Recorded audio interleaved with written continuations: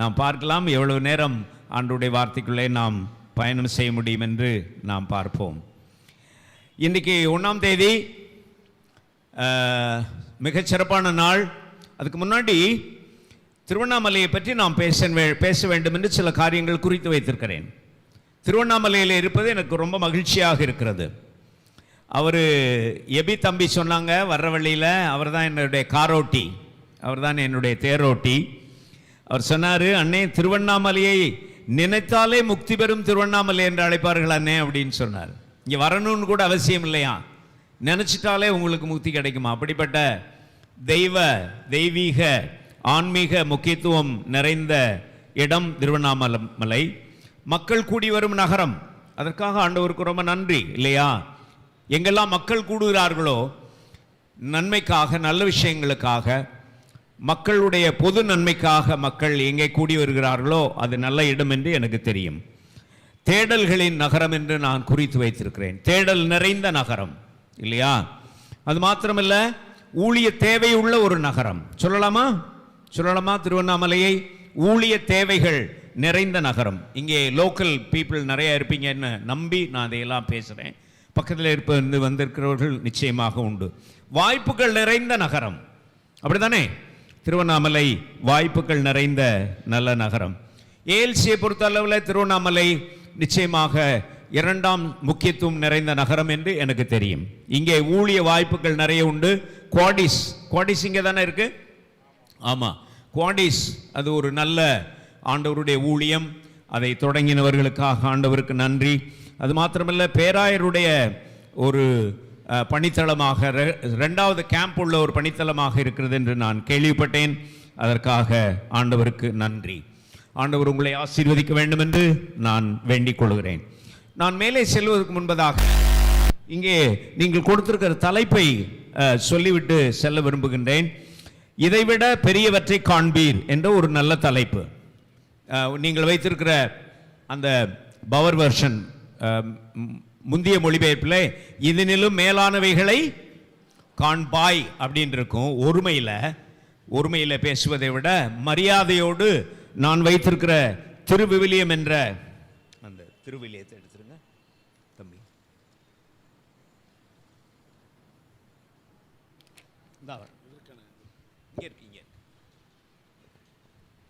நான் வைத்திருக்கிற திருவிவிலியம் என்ற அழகிய தமிழ் மொழிபெயர்ப்பு இங்கே இருக்கிறது. அதிலே மொழிபெயர்த்தவர்களை நானும் ஒருவன் என்று தம்பி ஸ்டீஃபன் பிரபாகரன் சொன்னார்கள். உண்மைதான்.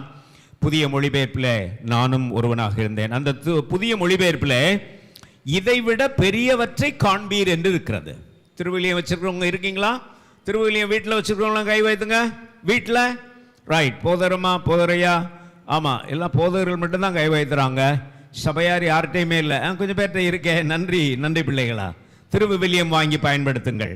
நல்ல மொழிபெயர்ப்பு, சீரிய மொழிபெயர்ப்பு, மரியாதைக்குரிய மொழிபெயர்ப்பு. அதனால அதில் இவற்றை விட பெரியவற்றை காண்பீர் என்று அழகாக அங்கே மொழிபெயர்க்கப்பட்டிருக்கிறது என்பதுதான் அங்கே.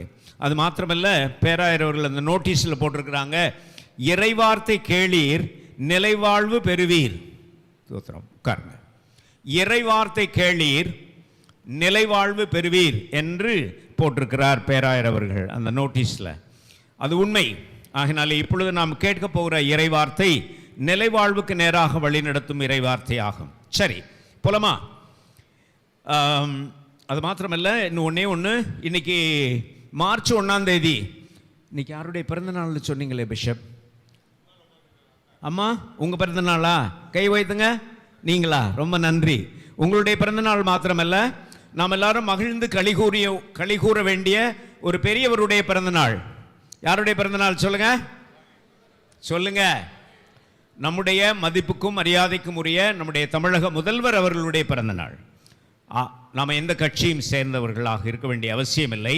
நான் எந்த கட்சியிலும் நான் அங்கத்தினராக இல்லை. ஆனால் என்னுடைய முதல்வரை நான் மிகுந்த மரியாதையோடு பார்க்கிறேன்.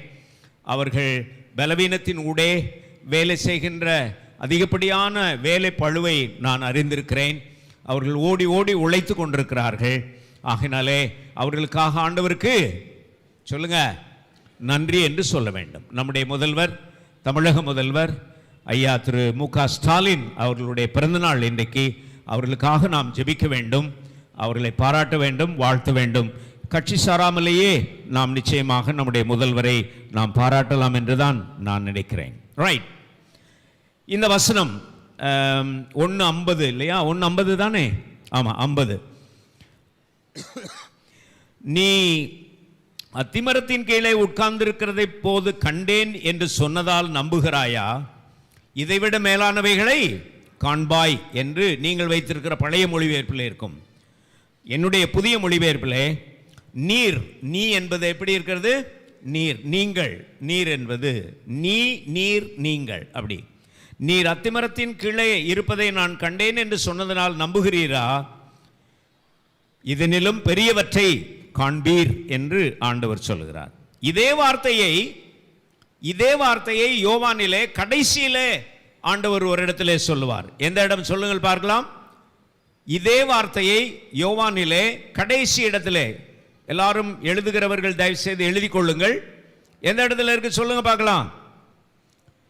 தோமாவே, எங்க இப்ப சொல்லுங்க. தோமாவே, என்னை கண்டதனால் நம்புகிறீரா? விசுவாசிக்கிறாயா? வாயா போயான்லாம் சொல்லக்கூடாது. இந்த வா போ அப்படின்றது, போனா வந்தேன் அப்படின்றது அதெல்லாம் விட்டுருங்க தயவு செய்து. விசுவாசிக்கிறீரா, நம்புகிறீரா? காணாமலே நம்புவோர் பேறு பெற்றோர். சரிதானா? காணாமலே நம்புவோர். இந்த முதலிலே இருக்கிற இந்த வார்த்தையையும் சுசேஷத்தினுடைய கடைசியில் இருக்கிற அந்த வார்த்தையையும் நீங்கள் ஒப்பிட்டு படித்துக் கொள்ள வேண்டும் என்று உங்களை அன்பாக நான் வேண்டிக் கொள்கிறேன். என் அன்பு விசுவாசிகளே, நாம் காணாமலே நம்புகிறவர்கள் பாக்கியவான்கள். நாம் காணாமலே நம்புகிறவர்கள் பாக்கியவான்கள். நம்முடைய அன்புக்கும் மரியாதைக்கும் உரிய முன்னாள்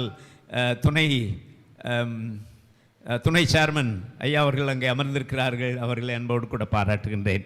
ரைட், போலமா? அதனாலே காணாமலே நம்புவோர் பேறு பெற்றோர் என்று நான் இங்கே எழுதி வைத்திருக்கிறேன். ஒன்று சொல்லிட்டு நான் 3 காரியங்கள் சொல்ல போகிறேன். பெரிய காரியங்கள் என்பதிலே 3 காரியங்கள் சொல்ல போகிறேன்.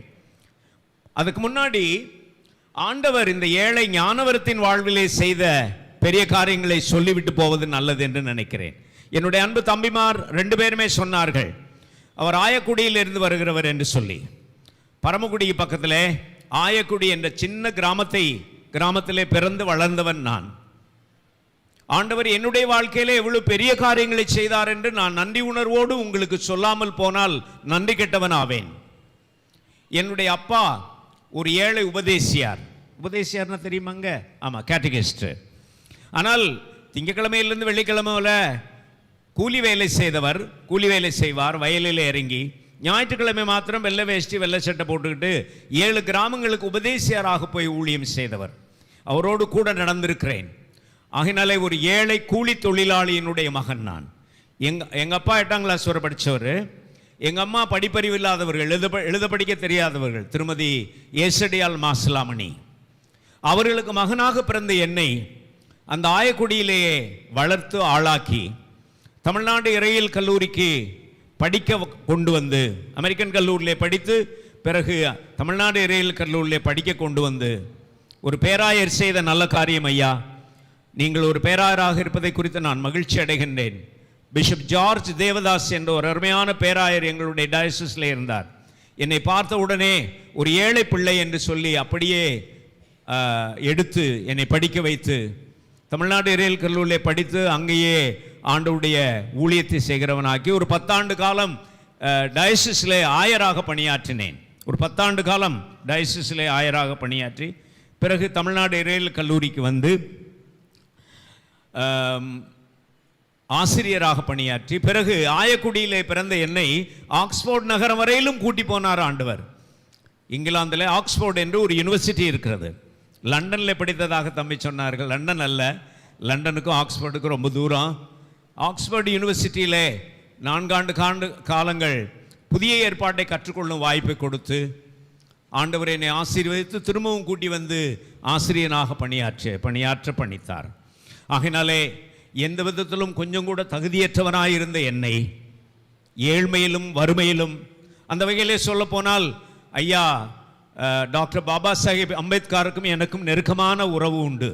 அவரை போலவே ஏழ்மையிலே பிறந்து அவரை போலவே வறுமையிலே வாடிய என்னை அவரை ஆண்டவர் எவ்வளவு உயர்த்தினாரோ, இந்த நாட்டுக்கு பெருந்தலைவராக தந்தாரோ. நான் பெரிய தலைவன் அல்ல, ஆனாலும் ஆண்டவருடைய ஊழியக்காரர்களை பயிற்றுவிக்கும் ஒரு ஊழியத்தை செய்கின்ற ஒரு நிலையை எனக்கு ஆண்டவர் உருவாக்கி தந்தார். ஐயா டாக்டர் திருமாவளவன் அடிக்கடி சொல்லுவார், நான் மற்றும் படித்திருக்காவிட்டால் இன்னும் போய் மாடு மேய்ச்சிக்கிட்டு தெரிஞ்சிருப்பேன், சாணி அள்ளிக்கிட்டு தெரிஞ்சிருப்பேன் என்று டாக்டர் திருமாவளவன் சொல்லுவதை நான் அடிக்கடி கேட்டிருக்கிறேன். அவரை போலவே அன்பான நண்பர்களே, ஆண்டவர் என்னுடைய வாழ்க்கையிலே பெரிய காரியங்களை சொல்லுங்க செய்தார். உங்களுடைய வாழ்க்கையிலும் செய்வார். இளம் பிள்ளைகளே, வாலிப பிள்ளைகளே, சிறு பிள்ளைகளே, கர்த்தர் உங்களுடைய வாழ்க்கையிலும் பெரிய காரியங்களை கட்டாயம் செய்வார். அந்த ஆண்டவர் உங்களோடு கூட இருக்கிறார் என்பதை முதலாவதாக சொல்லி இப்பொழுது 3 பாயிண்ட்ஸ்களே நான் போகிறேன். என்னென்ன பெரிய காரியங்களை ஆண்டவர் செய்தார் என்பதை பற்றி எழுதிக்கிறங்க பார்க்கலாம். அதுக்கு முன்னாடி இன்னொரு சின்ன நகைச்சுவை ஒன்று சொல்லிட்டு நான் போகிறேன். முதல் பாயிண்ட்டை தொடங்க முன்னாடி நான் ஏன் அங்கே நிற்கல தெரியுமா? சொல்லுங்க விஜயன், வாங்க விஜயன், சொல்லுங்க. தெரிய மாட்டீங்க, அவரை பாருங்க, கீழே உட்காந்துக்கிட்டு ஒருத்தர். அங்கே நின்னா நீங்கள் தெரிய மாட்டீங்க. இப்படி தான் ஒரு ஊரில் நான் பிரசங்கம் பண்ண போயிருந்தேன். அப்போது அந்த என்னை அழைச்ச ஒருத்தர் வந்து சொன்னார், ஐயா நீங்கள் உங்களுக்கு மேடை கிடையாது, சமதளத்தில் நின்று பேசணும். சமதளம்னா என்ன அர்த்தம்? கீழே நின்று பேசணும், மேடையில் இல்லை. ரெண்டாவது மைக் இல்லை, நீங்கள் சத்தமாக பேசணும் அப்படின்னு சொன்னார். எப்படி பேசணும் சொல்லுங்க? சத்தமாக பேசணும் அப்படின்னு சொன்னார். நான் சத்தமாக கீழே நின்றுக்கிட்டு ஒரு சவுண்டு விட்டேன். Those of you who are sitting at the back, can you hear me அப்படின்னு சொன்னேன். தமிழில் சொல்லுங்க. பின்னாடி உட்கார்ந்துருக்கவங்களுக்கு நான் பேசுறது கேட்குதா அப்படின்னு சொன்னேன். பின்னாடி உட்கார்ந்துருந்த ஒரு பெரியவர் அங்கிருந்து திரும்ப சவுண்டு விட்டார். I can hear you but where are you அப்படின்னு சொன்னார்.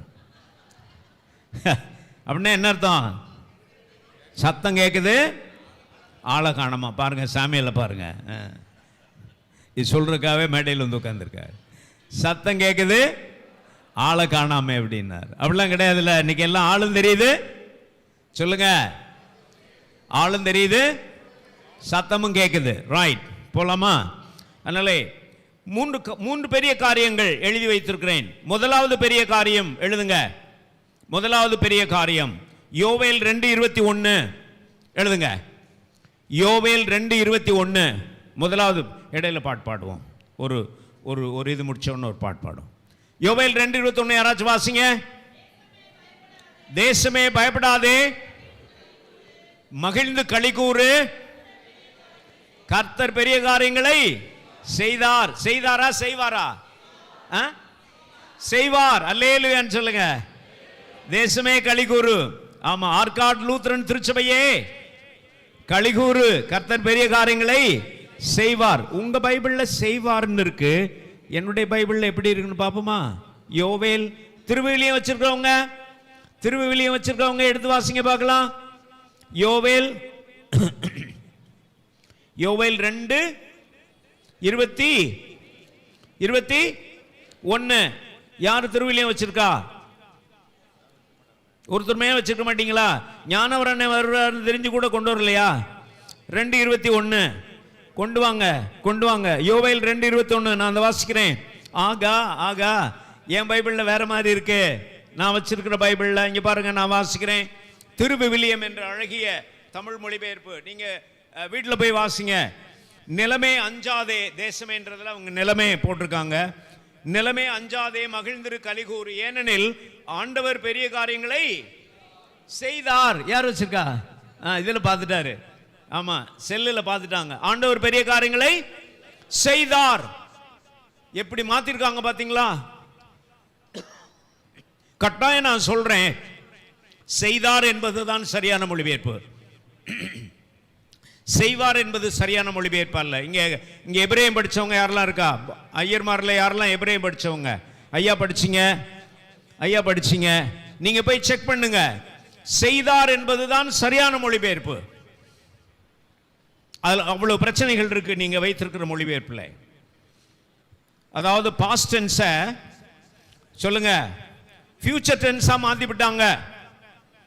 ஆகையினாலே தயவு செய்து எல்லாரும் திருவிவிலியம் வாங்கி தர சொல்லி உங்கள் போதகரிடத்திலே சொல்லுங்கள்.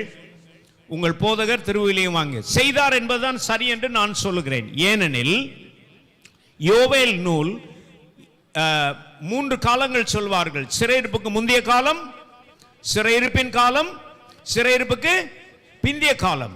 யோவேல் சிறையிருப்புக்கு பிந்திய காலத்தின் நூல். நாங்க சும்மா ஒன்றும் விளையாடல, வேடிக்கையெல்லாம் சொல்லல. சிறையிருப்புக்கு பிந்திய காலத்தின் நூல். ஆகையினாலே பாபிலோனிலிருந்து மக்கள் சிறையிருப்பிலிருந்து சொல்லுங்க வந்துவிட்ட காலம், வந்துவிட்ட காலம். அப்ப செய்தார் என்பது சரியா, செய்வார் என்பது சரியா? செய்தார் என்பதுதான் சரி. ஆக நான் சொல்லுகிறேன், பெரிய காரியம் என்றால் என்ன பெரிய காரியம்? இப்போ தலைப்பு சொல்கிறேன், இப்பொழுது தலைப்பு சொல்கிறேன். விடுதலையின் பெரிய காரியம். எழுதுங்க, எழுதுங்க. விடுதலையின் பெரிய காரியம். ஆமா, விடுதலையின் பெரிய காரியம். நான் அங்கு ஆங்கிலத்தில் என்ன எழுதி வைத்திருக்கேன் பார்க்க, நியூ திங் ஆஃப் லிபரேஷன். எழுதுங்க, a new thing of liberation. பெரிய காரியம் என்றால் என்ன அர்த்தம்? a new thing of liberation. விடுதலையின் பெரிய காரியம். நண்பர்களே, மிக சுருக்கமாக வரலாறு உங்களுக்கு தெரியும். இஸ்ரவேல் மக்கள் 2 நாடுகளிலே அடிமைகளாக இருந்தவர்கள். முதலாவது நாடு எது? எகிப்து. இரண்டாவது நாடு பாபிலோன். வெரி குட், ரொம்ப நல்ல பிள்ளைங்க, வரலாறு தெரியும். பாபிலோனிலே அடிமைகளாக இருந்த காலத்தில் அவர்கள் பட்ட பாடுகளை பற்றி 137ஆம் சங்கீதத்திலே நாம் வாசிக்கிறோம் இல்லையா? எங்களை அடிமை, அதாவது எக்ஸடஸ், அதாவது யாத்ராகமம் 3வது அதிகாரம் 7வது வசனத்திலே அவர்கள் எகிப்திலே பட்ட பாடுகள் சொல்லப்பட்டிருக்கின்றன. 137ஆம் சங்கீதத்திலே அவர்கள் பாபிலோனிலே செய்த பட்ட பாடுகள் சொல்லப்பட்டிருக்கின்றன. பாபிலோன் குமாரத்தியே, பாழாய் போகிறவளே, எங்களுக்கு செய்தபடி உனக்கு பதில் செய்கிறவன் பாக்கியவான். உன் பிள்ளையை பிடித்து கல்லில் மோதி அடிக்கிறவன் பாக்கியவன். மோசமான வசனம், ஒரு மோசமான வசனம். ஆனா வரலாற்றை புரிந்து கொண்டால் அது மோசமான வசனமாக உங்களுக்கு கட்டாயம் தெரியாது. என் கண்ணு முன்னாடியே என்னுடைய சொந்த மகளை, சின்ன பிள்ளையை கல்லில் மேல் மோதி அடித்தான் ஒரு பாபிலோனிய அந்த படைவீரன். ஆகையினாலே அவ்வளவு பாடுபட்டவர்கள். பிரியமானவர்களே, அப்படியானால் ஆண்டவர் அவர்களை பாபிலோனிலிருந்து விடுதலை செய்து கோரேஸ் மன்னன் வழியாக சைரஸ் நாட்டுக்கு, தங்களுடைய சொந்த நாட்டுக்கு கொண்டு வந்தார். அந்த விடுதலையின் பெரிய காரியம். சொல்லுங்க, எல்லாரும் சேர்ந்து சொல்லுங்க, விடுதலையின் பெரிய காரியம். எல்லாரும் சேர்ந்து சொல்லுங்க, அடிமைகளாயிருந்த எங்களை சொல்லுங்க, விடுதலை செய்து எங்களை சொந்த நாட்டுக்கு கொண்டு வந்த விடுதலையின் பெரிய காரியம் என்பது நிச்சயமாக அங்கே நாம் கற்றுக்கொள்ள வேண்டிய உண்மையாகும். அன்பான நண்பர்களே, முதலாவது குறிப்பை நான் முடிக்க போகிறேன். கொஞ்ச நேரம் தான் பேசுவேன், நீங்க ஒன்றும் கவலைப்பட வேண்டாம். அப்ப விடுதலையின் பெரிய காரியம், அதற்கு நான் இப்படி எழுதி வைத்திருக்கிறேன். நம்முடைய திருச்சபையிலே விடுதலையின் பெரிய காரியம் நடந்ததா? உண்மை இல்லையா? நடந்ததா இல்லையா? இது வாயை திறக்க மாட்டேங்கிறீங்க. நடந்தது. 160. அதை திரும்ப நான் சொல்லிக்கிட்டே இருப்பேன். நான் அதை திரும்ப சொல்லிக்கிட்டே இருப்பேன். நீங்க டயர்டா போனாலும் பரவாயில்ல, நான் திரும்ப சொல்லுவேன்.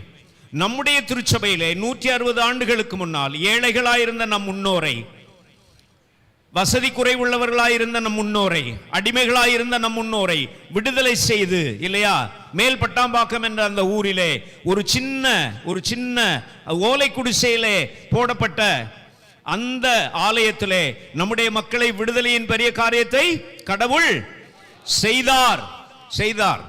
இப்பொழுதும் செய்து கொண்டு இனிமேலும் கடவுள் கட்டாயம் செய்வார். அது மூணையும் சொல்லலாம்.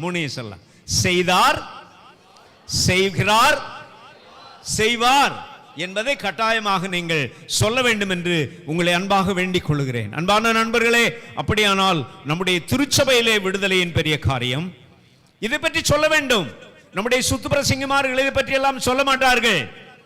நீங்கள் கட்டாயம் ஒரு சுத்துப்பிரசங்கியாரை கூப்பிடுவது நம்முடைய பேராயருக்கு பெரிய காரியம் அல்ல. சுண்டுனா ஓடி வருவாங்க சுத்துப்பிரசங்கியார்கள். யாரு? ஆமா, சுண்டுனா ஓடி வருவார்கள் சுத்துப்பிரசங்கியார்கள். ஆனால் அவர்களெல்லாம் விட்டு என்னை கூப்பிட்டதுக்காக நான் உங்களுக்கு நன்றி சொல்றேன்லாம் சொல்லல. கட்டாயம் நீ தானே வரணும், நீ வந்தே தீரணும். என்ன நான் சொன்னேன், நாளை காலையில் 7 மணிக்கு ஒரு சர்வீஸ் இருக்குது தம்பி, ராத்திரியெல்லாம் நான் பயணம் செய்து நான் போகணும், என்னை விட்டுருங்களேன்னு கேட்டு பார்த்தேன். இல்லைண்ணே, உன் பேரை நான் சொல்லிட்டேன், நீ வந்து தான் தீரணும் அண்ணே என்றார்கள். நண்பர்களே, அப்படியானால் இந்த விடுதலையின் பெரிய காரியங்களை எத்தனை சுத்து பிரசங்கிமார் பேசுகிறார்கள்? நம்முடைய சபையின் விடுதலையின் காரியங்களை பேசக்கூடியவர்கள் சபை ஆயர்கள் தான். சுத்து பிரசங்கிமார்களுக்கு தெரியாது நம்முடைய சபையின் விடுதலை. அவர்கள் அதை பற்றி பேசினார், அவர்களை கூப்பிட மாட்டார்கள் மற்றவர்கள். ஆகையினாலே நம்முடைய சபை விடுதலையின் சபை. சொல்லுங்க, விடுதலையின் சபை, ஏஎல்சி. ஆமாவா இல்லையா? ஆமா. நம்முடைய மக்கள் எவ்வளவு கஷ்டப்பட்டார்கள் தெரியுமா? அதை பற்றி கொஞ்சம் சொல்லிடுவா. ஏன் நம்முடைய நாட்டுக்கும் ஒரு விடுதலையின் பெரிய காரியம் தேவைப்படுகிறது. நம்முடைய நாட்டுக்கும் ஒரு விடுதலையின் பெரிய காரியம் தேவைப்படுகிறது. நிச்சயமாக நம்முடைய முன்னோர் பட்ட பாடுகள் நமக்கு தெரியும். கன்னியாகுமரியிலிருந்து தொடங்குங்கள், காஷ்மீர் வரையிலும் போங்கள். நம்ம மக்கள் பட்ட பாடு தெரியுமாமா உங்களுக்கு? நம்முடைய மக்கள்ல கன்னியாகுமரி பகுதியிலே திருவிதாங்கூர் மகாராஜா ஆட்சி செய்த காலத்திலே நம்முடைய பாட்டிமார் என்ன சேலை போட முடியாது? சொல்லுங்க, மாறாப்பு சேலை போட முடியாது மகளே. இன்னைக்கு பட்டு சேலை உடுத்தி கொண்டு வந்து உட்கார்ந்து இருக்கிறீர்களே, ஆண்டவருக்கு சொல்லுங்க தோத்திரம். ஆமா, அவ்வளவு சந்தோஷம். நம்முடைய பாட்டி மாறாப்பு சேலை போட முடியாது மகளே. அம்மா ஓடி ஓடி விரட்டி அடிச்சாங்க. கன்னியாகுமரியிலே, கேரளாவிலே, திருநெல்வேலியிலே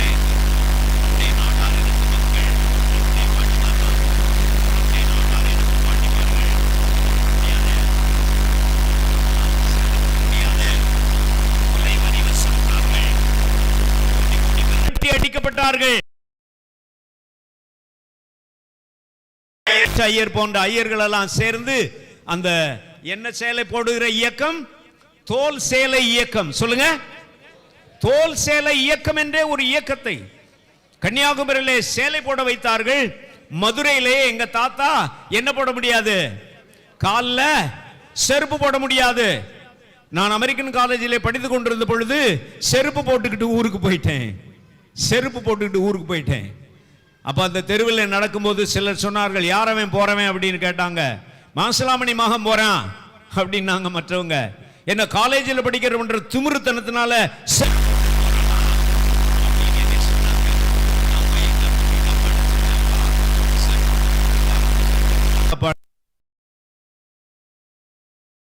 மகனேன்னு சொன்னாரா? சொல்லல. அவர் அந்த நாட்டில் வாழ்ந்தாகணுமே. தம்பி, இனிமே நீ வரும்போது வயக்காட்டு வழியா வந்துருன்னாரு. தம்பி, இனிமே வரும்போது நீ வயக்காட்டு வழியா. அதுக்கு பிறகு நான் கல்லூரியிலே படித்த நாட்களில் எங்க வீட்டுக்கு போகும்போதெல்லாம் செருப்பு போட்டுக்கிட்டு வயக்காட்டு வழியா தான் போனேன். இப்போ புரியுதா? நம்ம நாட்டில் விடுதலை வேணுமா வேணாமா? இனி ஒரு விடுதலை கட்டாயம் வந்தே தீர வேண்டும். 4 வாரத்துக்கு முன்னாடியா 3 வாரத்துக்கு முன்னாடியா நம்ம வாலிப பையன் ஒருத்தன் ஒரு புல்லட் வண்டியில போயிட்டான். சொல்லுங்க, மிச்சத்தை நீங்க சொல்லுங்க. சிவகங்கையில நன்றி, என்னுடைய சொந்தக்காரன் புல்லட் வண்டியில போயிட்டான். என்ன பண்ணாங்க? புல்லட் வண்டியை தொட்ட கை உடைச்சிட்டாங்க இல்லையா, வெட்டிட்டாங்க. இந்த நாட்டிலே இன்னொரு விடுதலை வேணுமா வேணாமா? சொல்லுங்க, வேண்டும். விடுதலையின் பெரிய காரியங்களை கர்த்தர் இன்னுமேலும் தொடர்ந்து செய்யவே வேண்டும் என்று சொல்லுவோமாக. முடிச்சிருவோமா? எதை பாயிண்டையா நீங்க முடிச்சிருவோமான்னு ஆமான்றதை பாருங்க. இயேசுவே ரட்சியம். பிஷபையா இவர் சாமு அதுக்கு முன்னாடி கொஞ்சம் பேர் கண்ணை மூட ஆரம்பிச்சிட்டாங்க அப்படின்றாரு. இது அவருடைய திருச்சபையில் ஏற்பட்ட அனுபவத்தை எனக்கு சொல்றாரு.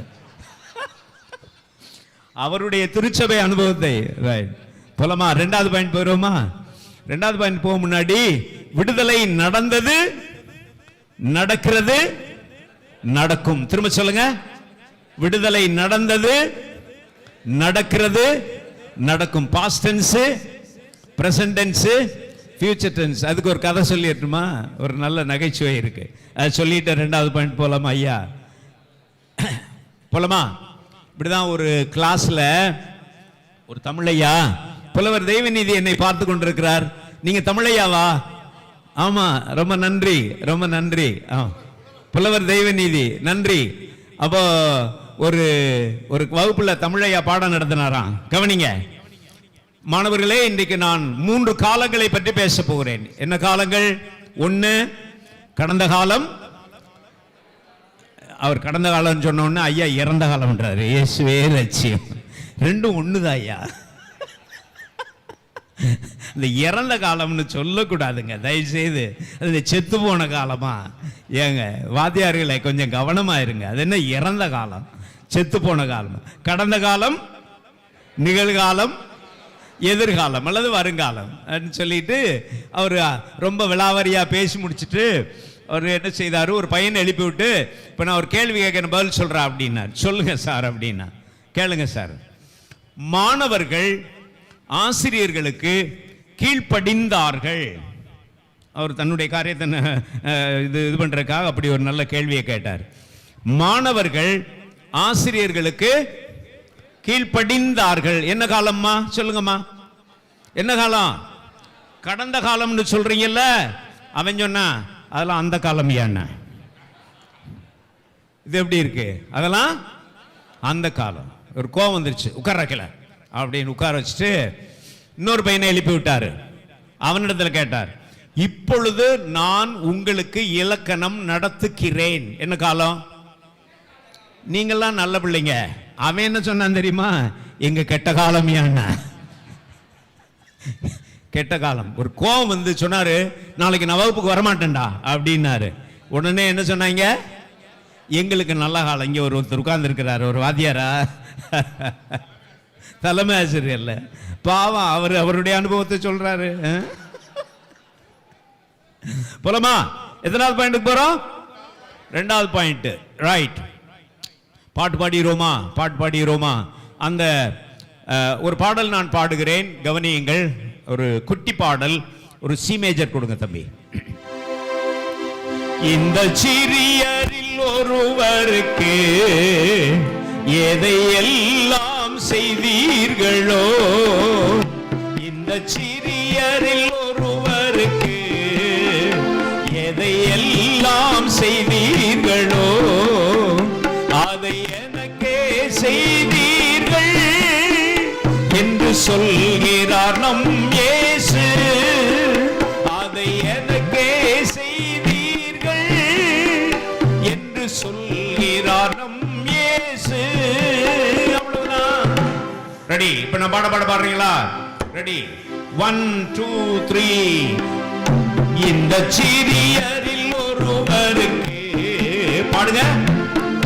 இந்த சிறியரில் ஒருவருக்கு எதை எல்லாம் செய்தீர்களோ, எதை எல்லாம் செய்தீர்களோ, அதை எனக்கே செய்தீர்கள், அதை எனக்கே செய்தீர்கள் என்று சொல்கிறார் நம் இயேசு, என்று சொல்கிறார் நம் இயேசு. இதெல்லாம் செயல்பாடுவோம். கை தட்டுங்க பார்க்கலாம்.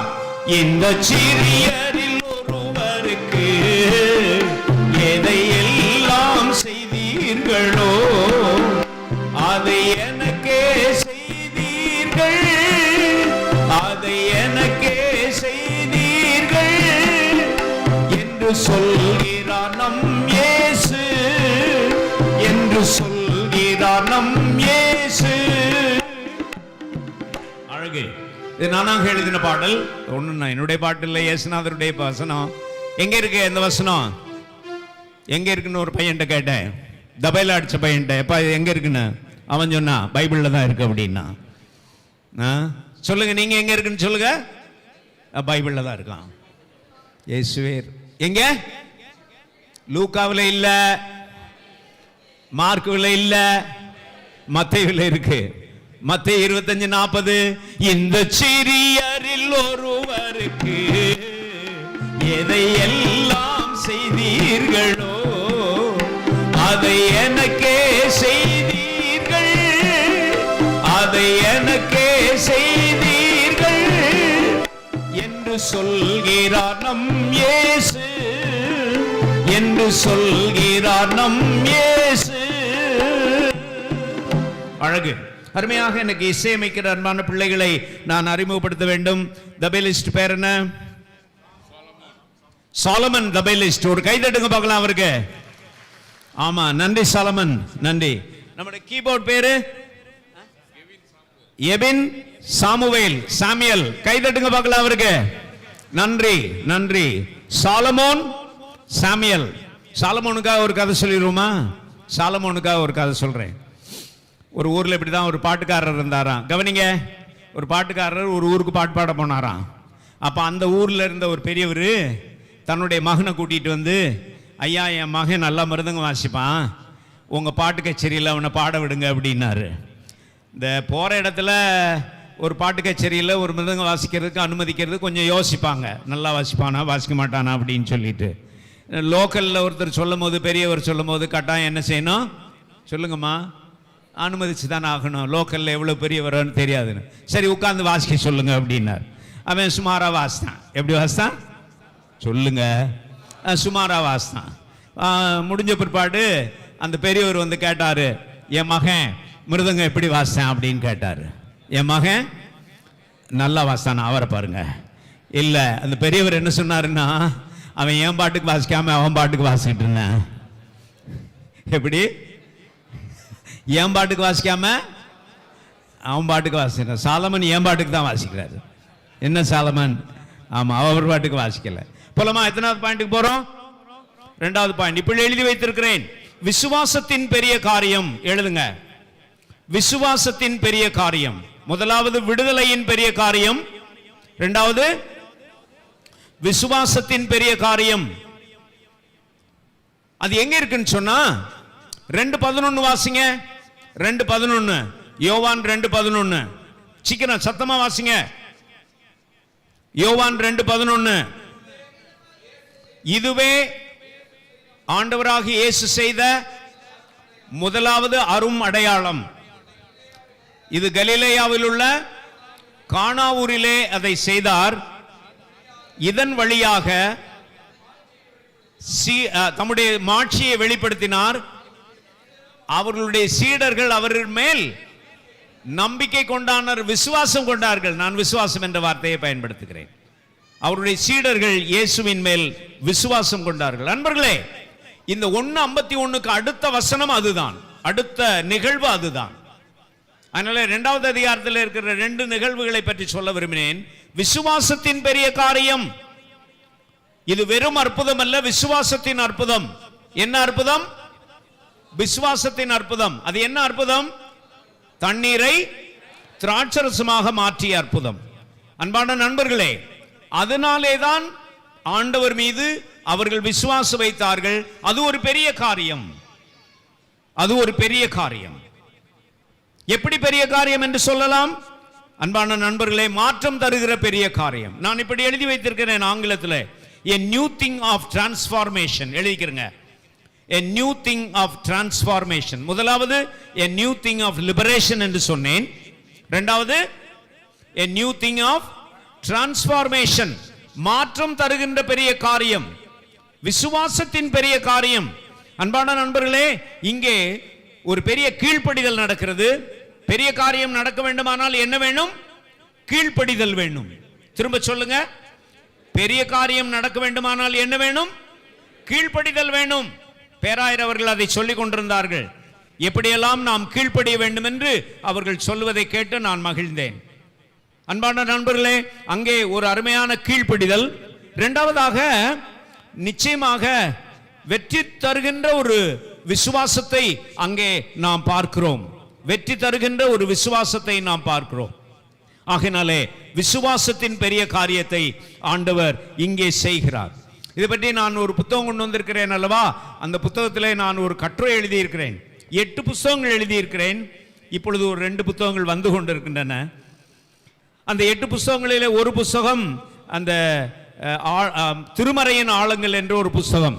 அந்த புத்தகத்திலே இந்த கானாவூர் கல்யாணத்தை பற்றி ஒரு கட்டுரை வைத்திருக்கிறேன். நல்லா கவனிங்க எல்லாரும், நல்லா கவனிங்க. கானாவூர் கல்யாணத்தை பற்றி ஒரு கட்டுரை வைத்திருக்கிறேன். அந்த கட்டுரையிலே கானாவூரில் நடந்த சுயமரியாதை திருமணம் என்று ஒரு கட்டுரை இருக்கிறது. கானாவூரில் நடந்த சுயமரியாதை திருமணத்தை நடத்தி வைத்தவர் யாரு? ஈவேரா பெரியார். எனக்கு பெரியாரை ரொம்ப பிடிக்கும். பெரியாரை பிடிக்கும்னா நீ அந்த கட்சியில் சேர்ந்துட்டு போக வேண்டியதானே, இங்கே வந்து எதுக்கு பிரசங்கம் பண்ணிட்டு தர்றேன்லாம் பேசக்கூடாது. ஆமா, பெரியார் செய்த அற்புதங்கள் எல்லாம் எனக்கு தெரியும். இந்த மண்ணிலே பெரிய அற்புதங்களை செய்தவர் பெரியார். பெண் விடுதலை என்ற ஒரு பெரிய அற்புதம், சாதி விடுதலை என்ற ஒரு பெரிய அற்புதம், ஒடுக்கப்பட்டோரின் விடுதலைக்காக பாடுபட்ட ஒரு பெரிய அற்புதம் நிச்சயமாக பெரியார்னாலே நடந்தது. அவரிடத்துல ஒரு நாள் போய் கேட்டாங்களாம் பெரியார் இடத்துல, அம்மா கவனிங்க, கடவுள் இல்லை கடவுள் இல்லை கடவுள் இல்லைன்னு சொல்லிட்டு அலையிறீங்களே, திடீர்னு கடவுள் ஒரு நாள் உங்களுக்கு முன்னாடி வந்து நின்று நான் தான் கடவுள் இருக்கிறேன்னு சொல்லிட்டா என்ன செய்வீங்கன்னு கேட்டாங்களாம். பெரியார் என்ன சொன்னார் தெரியுமா? பிள்ளைகளை சொல்லுங்கள், பெரியார் என்ன சொன்னார் தெரியுமாப்பா? சொல்லுங்க யாராச்சும். வந்து மாத்திரம் நான் இருக்கிறேன்னு சொல்லிட்டா இருக்கிறாருன்னு சொல்லிடுவேன், இருக்கிறாருன்னு சொல்லிடுவேன்னு சொன்னாராம். நமக்கு பிரச்சனை என்ன தெரியுமா ஸ்டீஃபன்? அவர் வரமாட்டேன்றாருன்னு தானே பிரச்சனை. இத்தனை அவலங்கள், இத்தனை அநியாயங்கள், இத்தனை கொடுமைகள், இத்தனை சாதி வெறிகள், இத்தனை பெண்ணடிமைத்தனங்கள், இத்தனை கேவலங்கள், அவமானங்கள், நிந்தைகள் நடைபெற்றுக் கொண்டிருக்கும் போது கடவுள் என்ன செய்ய மாட்டேங்கிறாரு? சொல்லுங்க, வரமாட்டேங்கிறாரு. ஆனா ஏஎல்சியிலே கடவுள் என்ன செய்து விட்டார்? சொல்லுங்க, வந்து விட்டார். ஆமா, வந்து விட்டார். ஆண்டவருக்கு தோத்திரம். திரும்ப திரும்ப ஏஎல்சிக்காக ஆண்டவருக்கு ரொம்ப நன்றி. ஏஎல்சியில கடவுள் வந்துட்டாரா வரலையா? 160 ஆண்டுகளுக்கு முன்னால் கட்டாயம் வந்தார். அல்லேலூயான்னு சொல்லுங்க. ஆமா, உங்களுக்கு தெரியாது அந்த வரலாறுலாம். பேராயற்ற கேட்டுங்க, பெரியவர்களிடத்தில் கேளுங்க, அவர்கள் சொல்லி சொல்லி நிச்சயமாக உங்களை பாராட்டுவார்கள். ஆகையினாலே கடவுள் நிச்சயமாக வந்து விட்டார். சுயமரியாதை திருமணம் என்று சொல்லி ஒரு கட்டுரை வைத்திருக்கிறேன், அதை வாசித்து பாருங்கள். ஐம் சாரி, நான் 5 காப்பீஸ் தான் கொண்டு வந்தேன். நிறைய கொண்டு வந்திருந்தா பேராயர் ஏலம் விட்டு எனக்கு உதவி செய்திருப்பார் போல தெரியுது இல்ல. அதில் நான் ஒன்று சொல்லி இருக்கிறேன் நண்பர்களே, நல்லா கவனிங்க. அது ஒரு கிராமப்புறத்தில் நடந்த திருமணம். சொல்லுங்க. ஆமா, நிறைய பேராயர்களும் நிறைய போதகர்களும் நகரத்தில் நடக்கிற திருமணங்களுக்கு அள்ளி அடிச்சுக்கிட்டு போவாங்க. கிராமப்புறத்தில் நடக்கிற திருமணங்களுக்கு போவீங்களா? போக மாட்டீங்க. ஆனால் இயேசு கிராமப்புறத்தில் நடந்த திருமணத்துக்கு போனார். அது செவ்வாய்க்கிழமை நடந்த திருமணம். அது தெரியுமா உங்களுக்கு? அந்த புத்தகத்தை வாங்கி படிங்க. சத்தியமா சொல்றேன், நான் ஒரு புதிய ஏற்பாட்டு மாணவன், புதிய ஏற்பாட்டு ஆசிரியன். அது செவ்வாய்க்கிழமை நடந்த திருமணம். இந்த செவ்வாய் தோஷம் வெறுவா தோஷம் சொல்லிட்டு கொஞ்சம் பேர் ஏமாத்திக்கிட்டு தர்றாங்கல்ல, அவங்க எல்லாம் நாம என்ன செய்யக்கூடாது? சொல்லுங்க, நம்ப கூடாது. செவ்வாய்க்கிழமை தான் கல்யாணம் கட்டாயம் வைக்கணும். கிறிஸ்தவர்கள் என்ன கிழமை கல்யாணம் வைக்கணும்? திரும்ப சொல்லுங்க, நீ கிறிஸ்தவனா இருந்தா என்ன கிழமை கல்யாணம் வையே? செவ்வாய்க்கிழமை கல்யாணம் வையி. ஐயேசு என்னை விடுவித்தார் அல்லேலூயா ஊன்னு திருப்பிய அப்புறம் புதன்கிழமை தான் கல்யாணம் வைப்பீங்க. இப்ப அண்மையிலே நான் சென்னையில் போன வாரம் செவ்வாய்க்கிழமை நடந்த ஒரு திருமணத்துக்கு போயிருந்தேன். என்னுடைய சொந்தத்திலே ஒரு போதகர் ரெவரண்ட் தேவபுத்திரன், ஒரு முறை வைஸ் பிரசிடண்டா இருந்த தேவபுத்திரன் தன்னுடைய மகனுக்கு செவ்வாய்க்கிழமை கல்யாணம் வச்சாரு. நான் தான் பிரசங்கியாரு, அவரை பாராட்டினேன். எத்தனை பேருக்கு ரெடி? செவ்வாய்க்கிழமை நாங்க கல்யாணம் வைப்போம், கை வைத்துங்க பாப்போம். சிக்கிறத பாரு, சிக்கிறத பாரு, இப்படி வைத்துறது என்னது? செவ்வாய்க்கிழமை நாங்கள் கிறிஸ்தவர்கள் சொல்லுங்க, நாங்கள் செவ்வாய்க்கிழமை கல்யாணம் வைப்போம். அல்லேலூயா. ஆண்கள் தான் நிறைய பேசுறாங்க. நான் நன்றி நன்றி, நம்முடைய பேராயர் செவ்வாய்க்கிழமை கல்யாணம் பண்ணவர். அல்லேலூயான்னு சொல்லுங்க எல்லாரும். அல்லேலூயா. ஆமா, அதனாலதான் அவரு நமக்கு தலைவராயிருக்கிறார். நன்றி மகனே, நன்றி மகனே. அல்லேலூயா. இரண்டாவது இன்னொன்னு சொல்றேன், அந்த புத்தகத்தில் எழுதி இருக்கிறேன். விடுதலையின் விசுவாசத்தின் பெரிய காரியத்தில் இன்னொன்னு சொல்றேன். ஒரு கைம்பெண் முன்னின்று நடத்திய திருமணம். சொல்லுங்க, ஒரு கைம்பெண் முன்னின்று நடத்திய திருமணம். யார் அந்த கைம்பெண்? அண்ணன். இன்னும் அரியா மரியா உங்க வீட்டில் வேலை செய்தவங்களா? வெறும் மரியாள்லாம் சொல்லக்கூடாது, ஜாக்கிரதை. அன்னை மரியாள் சொல்லுங்க. அன்னை மரியாள் தான் அந்த சீஃப். அவங்க அந்த கல்யாணத்துக்கு பிரசிடென்ட் யாரு? அன்னை மரியாள். என்னடா சாப்பாடு தீர்ந்த உடனே யார்கிட்ட தான் போய் சொல்றாங்க? அன்னை மரியாள்கிட்ட சொல்றாங்க. ஆகையினாலே ஒரு கைம்பெண், இது மாதிரி 7 விஷயம் வச்சிருக்கிறேன் அந்த புஸ்தகத்தில். அந்த 7மே சுயமரியாதை காரியங்கள். உடனே வாங்கி வாசிங்க. வாங்கினவர்களிடத்தில் வாங்கி போட்டோ காப்பி எடுத்துக்கிறங்க. 7 விஷயம் மகள, 7மே சுயமரியாதை விஷயங்கள். செவ்வாய்க்கிழமை நடந்த திருமணம் ஒரு கைம்பெண் முன்னின்று நடத்திய திருமணம் இல்லையா? அது மாதிரி 7. மிச்சம் தான் சொல்ல மாட்டேன், நான் வேற பிரசங்கத்துக்கு போகணும் இல்லையா? ஆகினாலே நண்பர்களே, விசுவாசத்தின் பெரிய காரியம் சொல்லுங்க.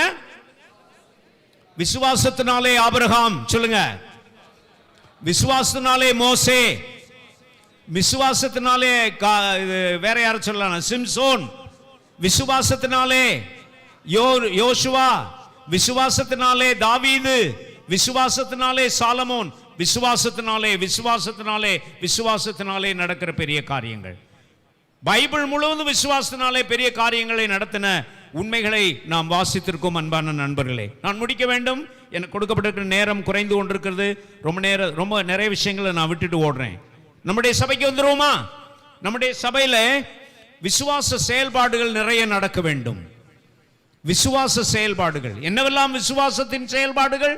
நான் பசியாயிருந்தேன், சீக்கிரம். அது என்ன போஜனம்? ஐயோ அப்பா, காலையில் போஜனம் சாப்பிட்டீங்களா சார்? திருந்தவே மாட்டீங்களா? நான் பசியாயிருந்தேன், எனக்கு உணவு கொடுத்தீர்கள். நல்ல பிள்ளைகளா இருக்காங்களே, உடனே திருந்திடுறாங்கய்யா பிஷ்பையா. எப்படி அதெல்லாம்? அதுக்கு பேர் தான் ஏஎல்சி. அதுக்கு பேர் தான் ஏஎல்சி. சொன்னா திருந்திக்கிடுவாங்கய்யா. பிஷபையாவுக்கு ஒரு பெரிய நம்பிக்கை. விசுவாசத்தின் செயல்பாடுகள் நடைபெற வேண்டும். நான் பசியாயிருந்தேன், எனக்கு சாப்பாடு கொடுத்தீர்கள். நான் தாகமாயிருந்தேன், எனக்கு தண்ணீர் கொடுத்தீர்கள். நான் ஆடை இல்லாதிருந்தேன், நான் அந்நியனாயிருந்தேன், நான் வியாதியாயிருந்தேன், என்னை விசாரிக்க வந்தீர்கள். நான் காவலில் இருந்தேன், இல்ல வியாதியா இருந்தேன், பார்க்க வந்தீர்கள். காவலில் இருந்தேன், என்னை விசாரிக்க வந்தீர்கள். ஒரு முறை வகுப்புல நான் வாசிக்க சொன்னேன், இந்த 4, 5, 6 விஷயத்தை வாசி தம்பி அப்படின்னு சொன்னேன். அந்த பையன் வாசித்தான். கவனிங்க என்னைய, அவன் வாசித்தான். நான் பசியா இருந்தேன், எனக்கு போஜனம் கொடுத்தீர்கள். அங்க போஜனம் தான் இருக்கு. நான் தாகமாயிருந்தேன், என் தாகத்தை தீர்த்தீர்கள். நான் அந்நியனாயிருந்தேன், என்னை சேர்த்து கொண்டீர்கள். நான் ஆடை இல்லாதிருந்தேன் வாசித்துட்டு டப்புன்னு கீழே போய் என்னை பார்க்க வந்தீர்கள். பரிதாபமான பய. நான் ஆடை இல்லாதிருந்தேன், எனக்கு ஆடை வழங்கினீர்கள். சரியா? ஆகினாலே விசுவாசத்தின் செயல்பாடுகள் நிறைய நடைபெற வேண்டும். அன்பான நண்பர்களே, நம்முடைய நாட்டிலே அதே மாதிரி விசுவாசத்தின் செயல்பாடுகள் நடைபெற வேண்டும். விசுவாசம் என்ற பெயரிலே இன்னைக்கு மூட நம்பிக்கைகள் பெருகிவிட்டன. விசுவாசம் வேறே, மூட நம்பிக்கை வேறே. திரும்ப சொல்லுங்க, விசுவாசம் வேறே, மூட நம்பிக்கை வேறே. இன்னைக்கு மூட நம்பிக்கை என்ற பெயரிலே, அன்பான நண்பர்களே, விசுவாசம் என்ற பெயரிலே நிறைய மூட நம்பிக்கைகள் மலிந்து விட்டன. எனக்கு அருமையான தம்பி ஜீவா என்னை பார்த்து கொண்டே இருக்கிறார். அவர் மேடையில் நான் கொஞ்சம் நடிச்சு காமிங்க தம்பி அப்படின்னு சொன்னார்னா, அவர் நடிகர்னு நீங்க நம்பிடாதீங்க, ஆனா அவர் மகா நடிகர். அருமையான பிள்ளை, என்னுடைய அன்பு பிள்ளை. மேடையில் இந்த 6 விஷயத்தையும் கொஞ்சம் நடிச்சு காமிங்க தம்பி அப்படின்னு நான் சொன்னேன்னா அருமையாக நடிப்பார். அன்பான நண்பர்களே, அந்த விசுவாச செயல்பாடுகள் எல்லாம் நடைபெற வேண்டும். நம்முடைய நாட்டிலே விசுவாச செயல்பாடுகள் நிறைய நடைபெற வேண்டும். மாற்றங்கள் நிறைய நடைபெற வேண்டும். குறிப்பாக வட இந்தியாவிலே நிறைய மாற்றங்கள் வர வேண்டும். திரும்ப சொல்றேன், கவனிங்க. வட இந்தியாவிலே நிறைய மாற்றங்கள் வர வேண்டும். அதனுடைய அடையாளமாகத்தான் திருவண்ணாமலையும் நடைபெற்றுக் கொண்டிருக்கிறது. திருவண்ணாமலையிலே நிறைய மாற்றங்கள் நடைபெற வேண்டும். நம்முடைய நாட்டிலேயே 140 கோடி மக்கள் தான் வாழுகிறார்கள். எத்தனை கோடி மக்கள்? 140 கோடி மக்கள். ஆனால் கும்பமேளாவிலே எத்தனை கோடி மக்கள் குளித்திருக்கிறார்கள்? அதே 140 கோடி. எல்லாரும் போய் குளிக்கல, வெளிநாட்டில இருந்து வந்தவங்க எல்லாம் சேர்த்து 140 கோடி மக்கள். அப்படிப்பட்ட விஷயங்கள் எல்லாம் வடநாட்டில் நடைபெற்றுக் கொண்டிருக்கின்றன. எத்தனை பேர் செத்து போனார்கள்? நூற்றுக்கணக்கானவர்கள் செத்து போனார்கள். அவைகள் எல்லாம் மாற்றப்பட வேண்டும். இந்த நாட்டிலே விசுவாசம் என்ற பெயரிலே மூட நம்பிக்கைகள் வலுத்து போகக்கூடாது என்பதை கட்டாயமாக நான் சொல்லுகிறேன். நீங்கள் கிறிஸ்தவர்களானால் விசுவாசிகளாக இருங்கள், ஆனால் என்னவா இருக்காதீங்க, மூட நம்பிக்கை உள்ளவர்களாக இருக்காதீர்கள். குறிப்பாக பெண் விடுதலை என்ற ஒரே ஒரு காரியத்தை மாத்திரம் நான் குறித்து வைத்திருக்கிறேன். பெண் விடுதலை என்ற ஒரே ஒரு காரியம். நிச்சயமாக பெண்கள் ஆற்றல் படுத்தப்பட வேண்டும், அதிகமாக உற்சாகப்படுத்தப்பட வேண்டும். ஒரே ஒரு காரியம், நம்முடைய பேராயர் இருக்கிறதுனாலே நான் சொல்லுகிறேன் என்று நினைத்துக் கொள்ளாதீர்கள். ஏல்சில எத்தனை ஆயர்கள் இருக்கிறீர்கள்? எத்தனை? இல்ல, ஆண் ஆயர்கள் பெண் ஆயர்கள் சேர்ந்து எத்தனை பேர் இருக்காங்க? மொத்தம் 167 பேரா? பேராயர் சொல்லட்டும் ஐயா. ஆயர்கள் மட்டுமே 167 பேர், வெறும் 67 பேர். ஆயர்கள் மட்டும் வெறும் 67. எத்தனை பெண் ஆயர்கள்? 6 பேர். ஏன் என்று கேட்கிறேன். ஏன் 60? ஐயா, பிஷப்ட்ட நான் கேட்கல, நான் மொத்தமாக உங்களிடத்தில் கேட்கிறேன். 67 ஆயர்கள் இருக்கும்போது ஏன் 6 பெண் ஆயர்கள் மட்டும் இருக்கிறார்கள்? ஏன் அதை அதிகப்படுத்தக்கூடாது? என்னுடைய அன்பான சகோதரன், உடன்பிறப்பு பேராயரை நான் வேண்டி விரும்பி கேட்டுக்கொள்கிறேன். பெண் ஆயர்களுடைய எண்ணிக்கையை கூட்டுங்கள். நிச்சயமாக அதை ஒரு ஒப்படைப்பாக நீங்கள் கொள்ளுங்கள். அது ஒரு மாற்றம் தருகின்ற விசுவாசத்தின் அடையாளம். அம்மா ஒத்துக்கிறீங்களாமா? ஒத்துக்கிறீங்களாமா? அது மாற்றம் தருகின்ற ஒரு விசுவாசத்தின் அடையாளம் என்று நிச்சயமாகவே நான் சொல்வேன். 3வது பாயிண்ட் போயிருவா, ஓடிருமா? 3வது பாயிண்ட் போறேன். அப்ப முதலாவது என்ன பெரிய காரியம்? 1 சொல்லுங்க, விடுதலையின் பெரிய காரியம். 2 விசுவாசத்தின் பெரிய காரியம். விசுவாசத்தின் பெரிய காரியம். 3வது பாயிண்ட்டுக்கு போறேன். கடைசி பாயிண்ட் சொன்ன உடனே எல்லாரும் சந்தோஷமா இருப்பீங்களே? ஆமாவா இல்லையா? ஆமான்றத பாரு. இங்கே ஒருத்தர் மேடையில் உட்கார்ந்து இருந்தாரு, ஆமான்றாரு. ஆமா ஆமா, ஒருத்தர் மேடையில் உட்கார்ந்து. 3வது பாயிண்ட் போறதுக்கு முன்னாடி ஒரே ஒரு சின்ன நகைச்சுவை. பாட்டு அப்புறம் வச்சுக்கிறோம். சாரி, டைம் இல்லை நமக்கு. அட்லீஸ்ட் அந்த இன்டர்செஷனுக்கு நான் கொஞ்சம் நேரமாவது கொடுக்க வேண்டும். ஒரே ஒரு நகைச்சுவை சொல்லிடுவா. எனக்கு தெரிஞ்ச ஒரு போதகர் உண்டு. எனக்கு தெரிஞ்ச ஒரு போதகர். அவர் எப்போதுமே எத்தனை பாயிண்ட் செர்மன் சொல்லுங்க? 3 பாயிண்ட் செர்மன் செய்வார். அதுல 3வது பாயிண்ட் எப்படி பாயிண்ட் தெரியுமா? எழுப்புதல் பாயிண்டா இருக்கும். 3வது பாயிண்ட் எப்பவுமே என்ன பாயிண்ட்? ஏன் சொல்லுங்க பார்க்கலாம். முதல் 2 பாயிண்ட் தூங்கிக்கிட்டு இருப்பாங்களாம். பார்த்தீங்களா? பயங்கரமான ஆளுகையா. ஏஎல்சியா கொக்கா?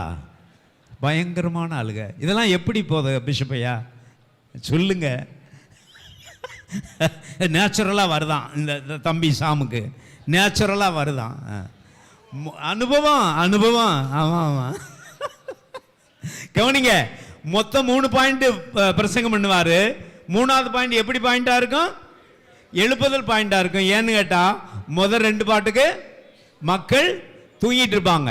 தூங்குறவங்களாம் கை வைத்துங்க, தூங்குறவங்களாம் கை வைத்துங்க. யாராச்சும் திடீர்னு உயர்த்துவாங்களே, இந்த பாருங்க.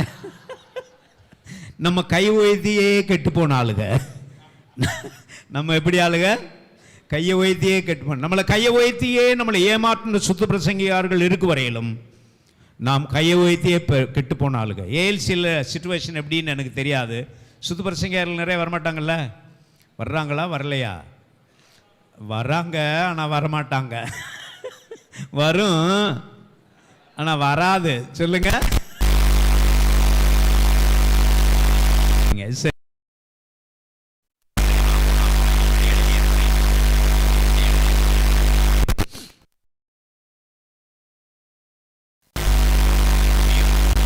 பெரிய காரியம். முதலாவது விடுதலையின் பெரிய காரியம், 2வது விசுவாசத்தின் பெரிய காரியம்.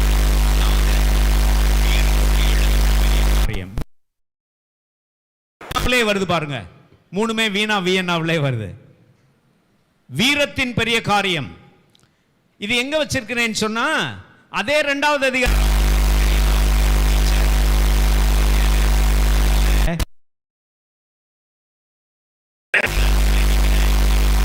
இரண்டாவது அதிகாரத்துக்குள்ளே நான் நிற்கிறேன்.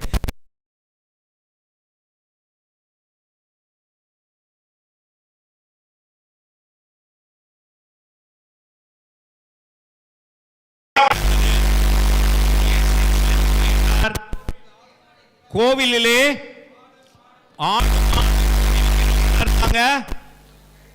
அப்பொழுது கயிறுகளாலே ஒரு சாட்டை உண்டு பண்ணி எல்லாரையும் அடிச்சு துரத்தி, ஆமா என்னுடைய வீடு எல்லா ஜனத்துக்கும் ஜெப வீடு என்று சொல்லப்படும் நீங்களோ அதை, இந்த கள்ளர் என்ற வார்த்தையெல்லாம் பயன்படுத்தக்கூடாதுங்க, ஜாக்கிரதையா இருங்க. நான் மதுரைக்காரன், ஜாக்கிரதை. புரியுதா புரியலையா?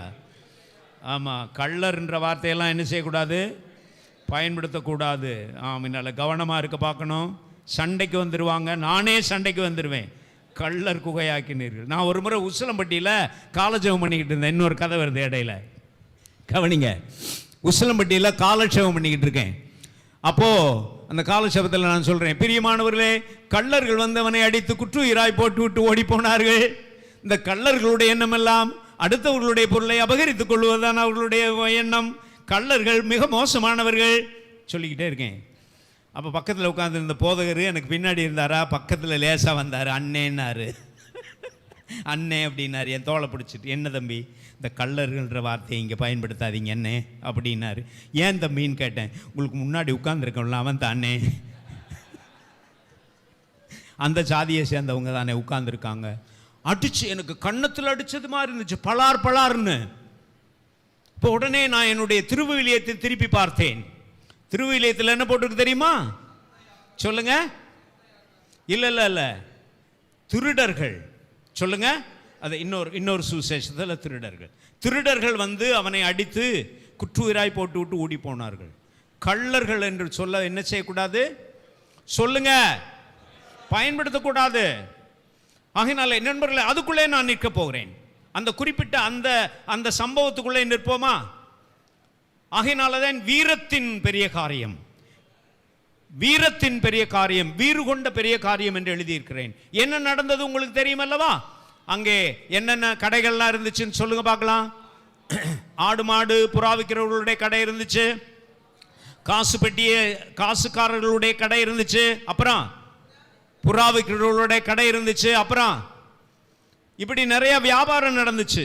என்னுடைய பிதாவின் வீட்டை என்ன வீடாக்காதீர்கள், வியாபார வீடாக்காதீர்கள் என்று சொல்லி அடித்தார். இன்னைக்கு திருச்சபை வியாபார வீடாக மாறி போனதா இல்லையா? ஆமாவா இல்லையா? கட்டாயம் அதை மாற்ற வேண்டுமா, மாற்றக்கூடாதா? மாற்றியே தீர வேண்டும். திருச்சபை வியாபார வீடாக போய்விடவே கூடாது. திருச்சபை விசுவாசத்தின் வீடு. சொல்லுங்க, திருச்சபை விசுவாசத்தின் வீடு. அதை வியாபார வீடாக மாற்றிவிடவே கூடாது அன்பான நண்பர்களே. ஆக இங்கே ஒரு பெரிய காரியத்தை ஆண்டவர் செய்கிறார், துணிச்சலோடு செய்கிறார். ஓடுங்க வெளியே என்று அடித்து விரட்டுகின்ற ஒரு துணிச்சலை நான் பார்க்கிறேன்.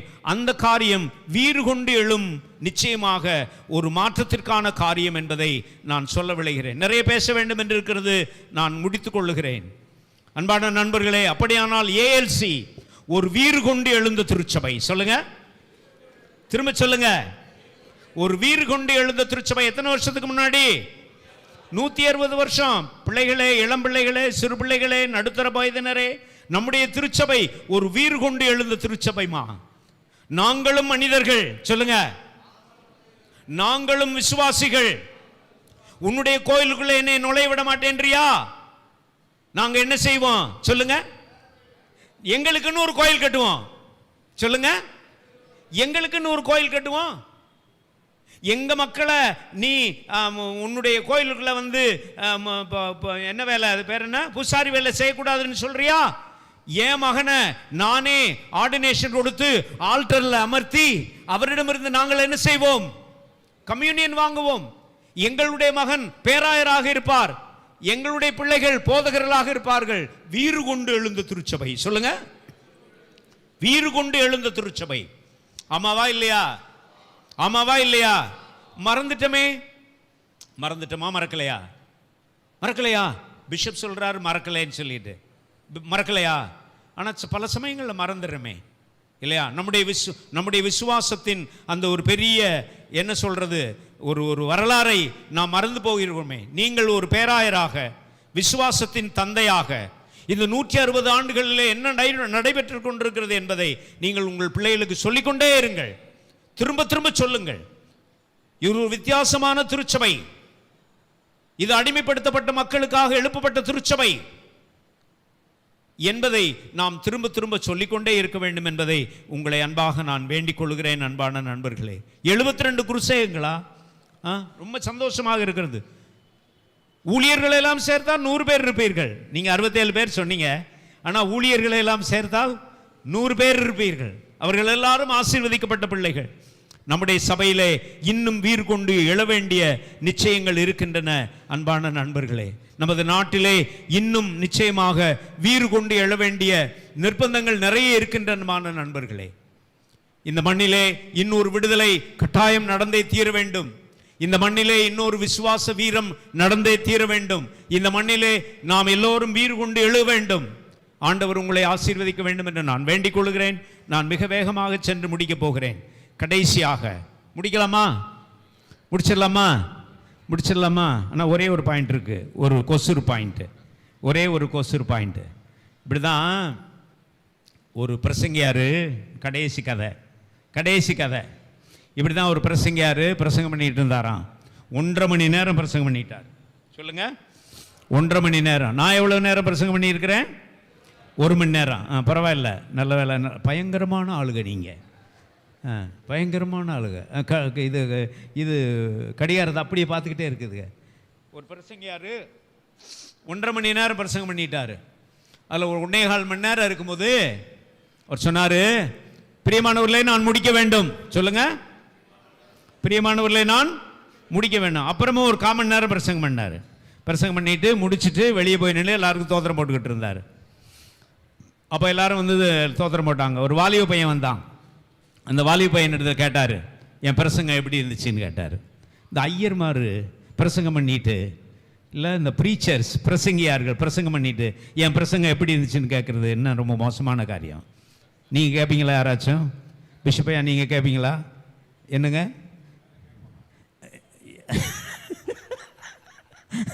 ஆமாம், என் பிரசங்கம் எப்படி இருந்துச்சு அப்படின்னு சொல்லிட்டு கேட்டார்.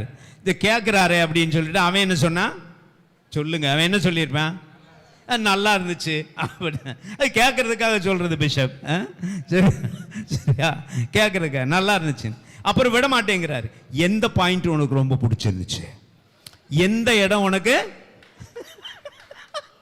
சொல்லுங்க, எந்த இடம் உனக்கு ரொம்ப பிடிச்சிருந்துச்சு? அவன் சொன்ன, இந்த முடிக்கணும்னு சொன்னீங்கல்ல. சொல்லுங்க, இந்த முடிக்கணும்னு சொன்னீங்கல்ல, அந்த இடம் எனக்கு ரொம்ப பிடிச்சிருந்துச்சு. இப்போ நானும் சொல்றேன், நான் முடிக்கணும். சரியா? கடைசியாக ஒரே ஒரு காரியம் சொல்லி முடிக்கிறேன். ஆமா, ஆண்டவர் இயேசு பெரிய காரியங்களை நீங்கள் காண்பீர்கள் என்று சொன்னார் அல்லவா? சொன்னவர் ஒரு இடத்துல சொல்றாரு, என்னை விட பெரிய காரியங்களை நீங்கள் செய்வீர்கள் என்றும் சொன்னார். நல்லா கவனி. என்னை விட பெரிய காரியங்களை செய்வீர்கள் என்று சொன்னார். இப்படி சொல்லலாமா? குருவை மிஞ்சிய சீடர்களா? என்னை விட பெரிய காரியங்களை நீங்கள் செய்வீர்கள் என்றால் குருவை மிஞ்சிய சீடர்களாகி விடுவீர்கள். இன்னைக்கு குருக்களாக இருக்கிற நிறைய பேர் தங்களை விட பெரியவர்களாக யாரும் ஆகிவிட கூடாது என்றுதான் நினைக்கிறார்கள். அது எல்லா சமயங்களிலும் இருக்கு. எல்லா இந்து மதத்தில் இருக்கு, கிறிஸ்தவ மதத்தில் இருக்கு, முஸ்லீம்லையும் இருக்கு. ஆனால் இங்கே ஒரு போதகர், இங்கே ஒரு குரு. நல்லா கவனிங்க, நம்ம ஆண்டவராக இயேசுவை தூக்கி பிடிக்கின்றோம் இப்பொழுது. இங்கே ஒரு குரு இருக்கிறார். அவர் என்ன சொல்றாரு? சொல்லு மகளே, நீங்கள் என்னை விட பெரிய காரியங்களை செய்வீர்கள். எவ்வளவு தாழ்மையான குரு தெரியுமா நம்ம ஆண்டவர்? எவ்வளவு நல்லவர் தெரியுமா நம்ம ஆண்டவர்? போதகர்களே, பேராயர்களே, என்னை விட எங்களை விட நல்ல பணிகளை செய்கிறவர்களை பாராட்டுவீர்களா? தலைமை ஆசிரியர்களே,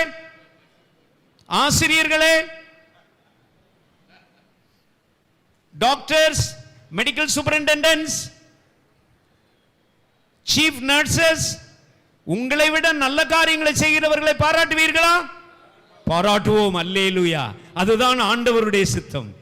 ஆமா, அதை பற்றி எனக்கு ரொம்ப பிடிக்கும். என் ஆண்டவர் அவரை விட நல்ல காரியங்களை நான் செய்வேன் என்று சொல்லி இருக்கிறார். அவரை விட பெரிய காரியங்களை நான் செய்வேன் என்று சொல்லி இருக்கிறார். ஒரே ஒரு குறிப்பு, டாக்டர் அம்மா, நீங்க மெடிக்கல் டாக்டரா? ரொம்ப நன்றி மகளே, ரொம்ப நன்றி. ஆண்டவர் உங்களை ஆசீர்வதிக்க வேண்டும். ஆமா, அவர் சொன்னாரே, அவரை விட நல்ல பெரிய காரியங்களை நாம செய்ய முடியுமா முடியாதா? முடியுமா முடியாதா? முடியும். அவர் சொல்லி இருக்கிறார், நாங்கள் செய்வோம். எப்படி செய்யலாம்? போதரையா, சாம் போதரையா, சொல்லுங்க. அவரை விட நீங்கள் பெரிய காரியங்களை செய்ய முடியுமா? எப்படி சொல்லுங்க? சீஷர்களுக்கு அவர் கட்டளை கொடுத்திருக்கிறார். என்னன்னா, என்னை விட நீங்க பெரிய காரியத்தை செய்வீங்க. சீஷர்களுக்கு சொல்லியிருக்கிறார். அதனால உங்களை விட நான் பெரிய காரியத்தை செய்வேன். பாருங்க, நேரம் பார்த்து அடிக்கிறார் பாருங்க. அவர் நேரம் பார்த்து அடிச்சிட்டாரு. நான் மைக்கை ஏன் அவற்றை கொடுத்தேன்னு எனக்கே பயமா இருக்கு.